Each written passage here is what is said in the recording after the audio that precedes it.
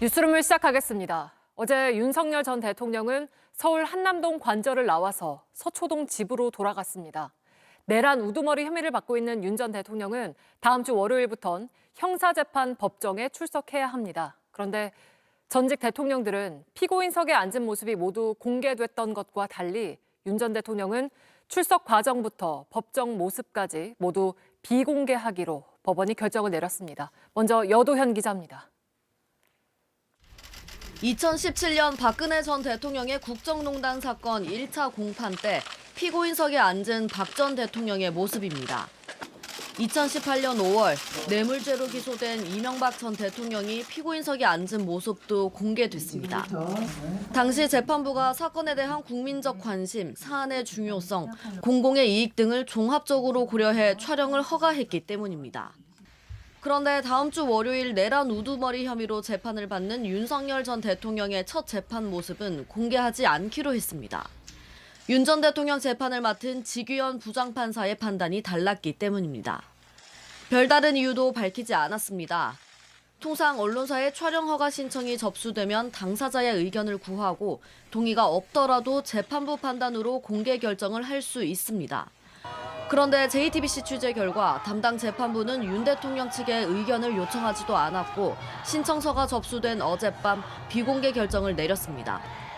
주말을 앞두고 있고 재판이 월요일 오전 10시인 것을 감안하면 사실상 윤 전 대통령에게 특혜를 준 것이라는 지적이 나옵니다. 앞서 법원은 윤 전 대통령이 출석을 할 때도 외부에 노출이 안 되는 지하 통로로 들어갈 수 있게 해달라는 경호처의 요청을 받아들였습니다. 구속 상태였던 박 전 대통령이 포승줄에 묶인 모습까지 외부에 공개됐던 것과는 상반됩니다. JTBC 여도현입니다. 대선을 52일 앞두고 국민의힘 대선 주자로 꼽히던 오세훈 서울시장이 대선에 출마하지 않겠다고 했습니다. 국민의힘 대권 주자들은 오 시장의 결단을 존중한다고 화답했습니다. 조보경 기자입니다. 오세훈 서울시장은 오늘 오전 긴급 기자회견을 열고 대선 불출마를 선언했습니다.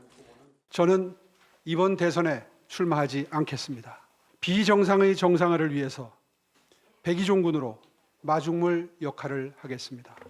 탄핵 결정 이후 아무 일도 없었다는 듯 너도 나도 대선 후보로 나서는 상황이 걱정스럽다며 출마 대신 정권 재창출을 돕는 역할을 하겠다고 했습니다. 우리 당 누구도 윤석열 정부 실패의 책임에서 자유로울 수 없습니다. 책임 있는 사람의 결단이 절실한 때라고 판단했습니다. 국민의힘 대선 주자들은 일제히 오 시장의 결단을 존중한다며 오 시장이 내걸었던 의제를 이어가겠다고 했습니다. 김문수 전 장관은 오 시장의 소명의식에 적극 동의한다고 했고 나경원 의원은 충정에 존경의 마음을 표한다고 했습니다. 안철수 의원은 약자와의 동행이 당의 재건을 위한 핵심 가치가 될 것이라고 했고 한동훈 전 국민의힘 대표 역시 오 시장이 당부한 핵심 의제가 자신이 말해온 것과 같다고 했습니다. 홍준표 전 대구시장은 화두를 적극 받아들여 향후 국정 운영에 반영하겠다고 밝혔습니다. 다음 주 당내 경선을 앞두고 오 시장의 지지층을 흡수하기 위한 전략으로 풀이됩니다. 이런 가운데 국민의힘 대선 주자들은 주말인 오늘도 바삐 움직였습니다. 윤석열 전 대통령 탄핵을 강력히 반대했던 김문수 전 고용노동부 장관과 나경원 의원은 오늘 낮 서울의 햄버거 가게에서 함께 청년 간담회를 가졌습니다. 두 후보 모두 경선 과정 중 후보 단일화 가능성에 대해선 국민의힘 어느 후보와도 행보를 같이 할 의향이 있다고 했습니다. 한동훈 전 대표는 오늘 부산 가덕 신도시 공항부지를 방문했고 안철수 의원은 자신의 지역구에서 주민들을 만났습니다. 홍준표 전 대구시장은 모레 대선 출마 선언을 할 예정입니다. JTBC 조보경입니다. 더불어민주당은 조기 대선을 위한 경선 룰을 확정했습니다. 당원 투표 50%와 국민 여론조사 50%로 결정했는데 비명계 후보들은 이재명 후보에게 유리하다면서 반발했습니다. 윤재영 기자입니다. 더불어민주당이 당원과 국민 여론을 절반씩 반영하기로 경선 룰을 확정지었습니다. 권리당원 투표가 50%, 국민 여론조사가 50%인 국민 참여 방식입니다. 지난 19대 20대 대선 경선에서 일반 국민을 상대로 모집했던 국민선거인단은 여론조사로 대체했습니다. 외부 세력 개입과 역선택을 막겠다는 취지입니다. 권리당원 투표 비율은 당원상 국민참여 경선의 최대치인 50%까지 높였습니다. 비명계 대선 주자들은 반발했습니다. 미국에서 귀국한 김동연 경기지사는 민주당이 지켜온 국민 경선 원칙을 헌신짝 집어던지듯 내팽겨쳤다며 무늬만 경선에 단호히 반대한다고 비판했습니다. 김두관 전 의원 측도 경선 룰에 반발하며 어대명 경선 참여가 무슨 의미가 있는지 숙고할 것이라고 한 걸로 전해집니다. 당원 투표 비율이 커질수록 당내 지지 세력이 큰 이재명 전 대표에게 유리하다는 겁니다. 반면 세종시에서 내일 대선 출마를 선언할 예정인 김경수 전 경남지사는 경선 룰에 대해선 당의 방침을 따르겠다는 입장인 걸로 전해집니다. 이런 가운데 이재명 전 대표는 오늘 비상계엄을 막으러 갔던 5.18 유가족 김송희 씨를 후원회장으로 임명하고 개인 일정으론 고향 안동을 찾아 선친 묘소를 참배했습니다. JTBC 윤재영입니다.